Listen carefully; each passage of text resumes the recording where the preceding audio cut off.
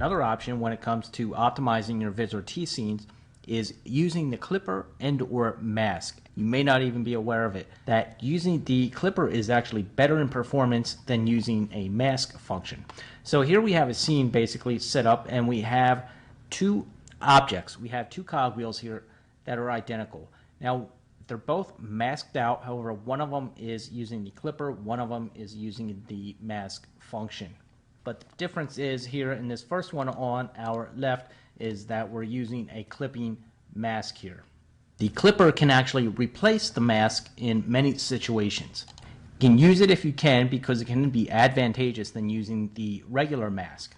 One thing to remember is that regular masks have a huge performance cost, because not only are you needed to use two objects to mask it off, but you have two plugins as well that you have to manage.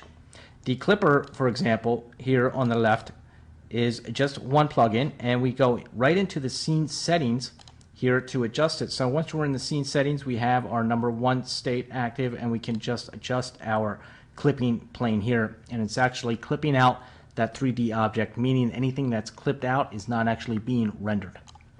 The mask, on the other hand, again, as I mentioned, you have two objects here, one which is the mask source and one which is the mask target. So I actually need two objects here, and I need to create this rectangle if that's the one that I want to use to mask it out.